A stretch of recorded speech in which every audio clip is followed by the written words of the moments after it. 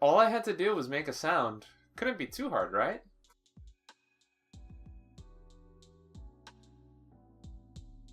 Hello virtual dreamers, Gregory here, and this is the prologue. My quest for this past week was to create a sound, beat, or any other kind of signifier that I was properly using or managed to get something out of my time with Fruity Loops Studio 20. I'm a complete and utter noob to the area of music, so I didn't really come in with very big expectations. Like, I'm not really going for Super Mario Brothers here, but at the very least, getting the program to make something or being able to export a WAV file of some kind of sound or sequence was at the very bare minimum my goal here. So, how did I do in that exactly? Well, it's been about a week or so I guess now would be as good a time as any to just save my progress and go over how things went in the synopsis section. So, let's go.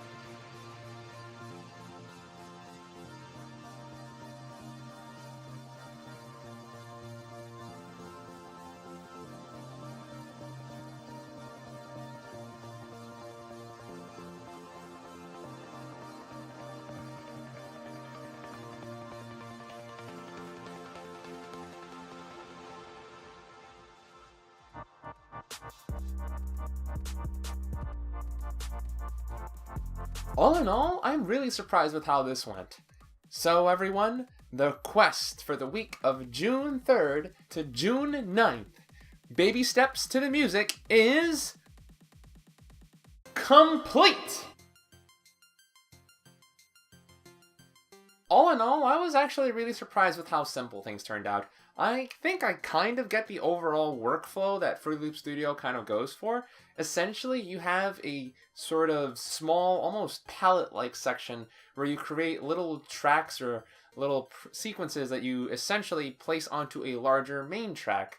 In that way, it's not unlike regular video editing programs that I'm already used to. It does have an entire slew of extra functionality that I just have no bearings on whatsoever as of this point. There are tons of little knobs, sliders, and other things that I just kind of looked at them and went, yep, gonna take a few months to figure all this out. But at the same time, I'm glad that I managed to get some kind of a sound going with this. It's not exactly a usable form of sound. I mean, it was just a little tiny beat there. Essentially, it's the bare minimum that I was going to allow myself for this quest. But again, the whole motto for this year is Baby Turtle Steps. Well then, everyone, with this, we can move on to next week's quest, which is gonna be a little, I guess by my own personal estimates, a little kind of nutty. See everyone, the quest for the week of June 10th through to June 16th is just do it! The task at hand calls for me to use this thing, the MyAware muscle sensor, in order to read the electrical activity that comes off of one of my muscles. I already have the appropriate contacts as well, so I should be able to attach it just fine. But I've never really properly taken the time to just use this thing in spite of having had it for very well close to a year now. And that's a pretty big blow to my pride there, everyone, just because really, if this thing works, it is as strong of a vindication towards my VR rig design as I'm possibly going to get. So yeah, at this point, I figure I have nothing to lose. Worst comes to worst, I have to put fail next to the quest indicator for next week. But you know what? Failure isn't so bad. And I don't really care. As long as this can get me to just finally sit down and get some work done, I'll be all the happier for it, everyone. That just about does it for me, everyone, but you all had a quest to do as well last week. Remembering your first days, whereby I asked you to write a small account of what your experiences were in your first days beginning out a new hobby, task, job, or skill, or anything in general, just like what I'm doing right now with learning how to do music and stuff like that. We had 3 winners for this quest, and the reward was to have me read your comment aloud, as well as give you a quick shout out. So everyone, without further ado, these are our winners, and no, I am not just going to recite that from memory, so yeah, everyone give me 1 sec. Our first clearer here was Omar Al Amrani. They're no stranger here among the clearers list, so once again, Omar, congratulations on your successful completion of the quest, and allow me to read out your comment. Okay, since we're talking about a hobby, guess that writing stories would count as one. The first story that I wrote was called Genesis and ended up as a complete disaster in my point of view. Whatever idea I had when I first started writing were thrown out the window as I started inputting stereotype after stereotype until it became non-distinguishable from a Twilight fanfiction written by a 12-year-old girl. The irony is that I was 13 at the time, so I guess my story wasn't that far from the aforementioned description, albeit it was an original. Anyways, I learned a lot of stuff from writing that story. What to do, what to expect, and what trap lies ahead, yada yada yada. Omar, I can't help but sympathize a lot with your story just because I feel that a lot of us creative types have those kind of memories as well of our first early days. I actually have a bunch of my old art still laying around here in the bookshelf, and I might show it one day, but to be quite frank, the last time I stopped to take a moment to read it, I literally was squealing in just sheer agony, because that whole, devolving into stereotype after stereotype, maybe let me add in going in with some stuff that may or may not be very questionable as writing decisions, probably going through and making so many grammar mistakes, having very, very, very, very, very, very, very corny writing. Oh, sweet future. Oh, yeah, I know those feelings, but ultimately, those are the stories that probably end up having the most value to us emotionally going forward, because, not gonna lie, in spite of how much agony I feel reading through them, I still wouldn't trade a single minute or a single letter of those words for anything right now. They are some of the most important things to me, and they play an enormous role in my virtual dreams, because a lot of those stories are the stories I want to see realized in the future once this is all over. So yeah, Omar, good stuff remembering your first days, and thank you for sharing your story.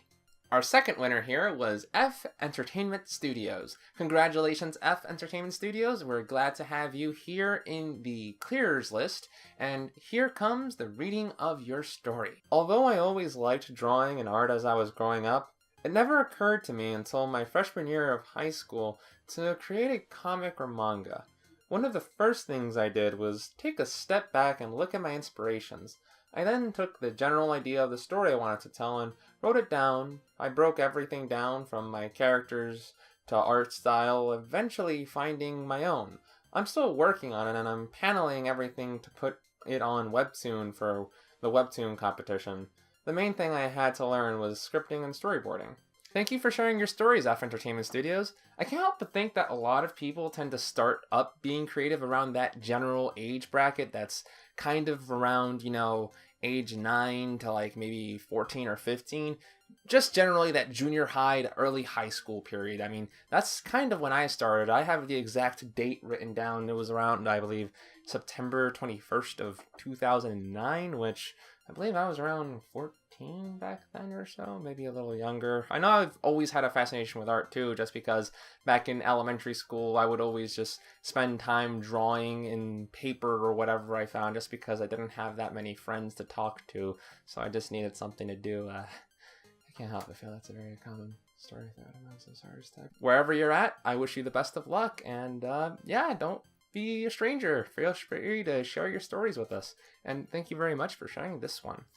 And for our last winner, everyone, we have the reigning quest clearing machine, Owl.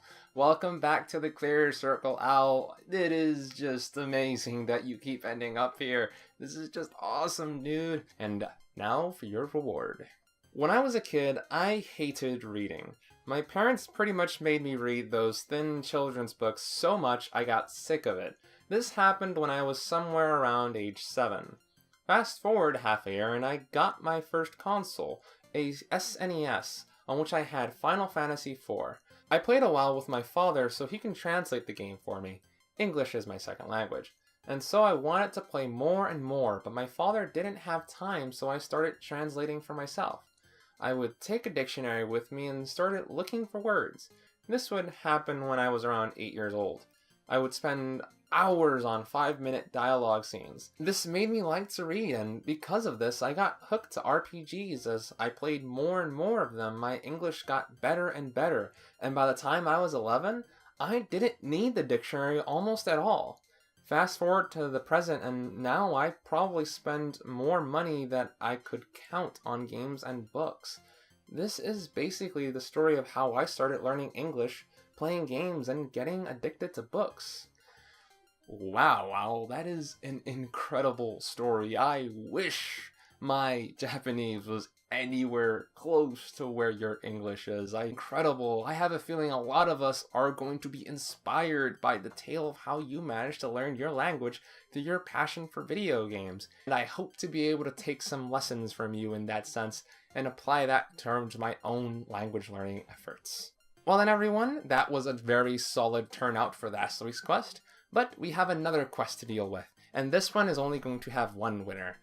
As some of you may know, this is the week of E3, the Electronic Entertainment Expo, so I figured it'd be suitable for us to kind of go over some of E3's best moments for this quest. Here is your quest, Gamer Christmases Past. Your task for this quest will be to name the 5 years in which the following very memorable E3 moments occurred. The first was the announcement of a very new entrant into the gaming space with a new console at a price point of $299. The second was another gaming console announcement, which occurred at a price point of $599 US. You'll know why that was legendary. The third was a very memorable E3 press conference with a certain cute creature and a motion control peripheral. That cute creature was named Skittles, and it was a cute little tiger cub looking thing. You'll understand why that one was memorable too if you either remember it or know what I'm talking about once you look it up. The next year's moment was the announcement of Final Fantasy VII Remake, Shenmue 3, and The Last Guardian all in one press conference. 3 titles thought to be myth and legend that would never happen, all happening in one go. And for the final moment, it was the announcement of The Legend of Zelda Twilight Princess, receiving a very, very strong fanfare reaction. The reward for this week's quest will be limited to only a single person. You will receive a shout-out, as well as a sketch of the character of your choosing, be it a waifu, a husbando, a OC, or whatever. I will be placing the drawing or the final sketch within next week's prologue, so I'd prefer it if you guys could kind of give me a bit of a headspace here just by kind of getting this one done nice and quick so I have plenty of time to work on it, because if it does come in like on Saturday, come on, give me a break there. I'll probably post it in the prologue for the week afterwards just to have the timing, but yeah, I'll definitely try to push it in to have it within this week's prologue. So yeah, everyone, that will be the reward for this week's quest. Thank you very much, my fellow adventurers and dreamers, for watching this week's prologue. This has been Gregory, logging out.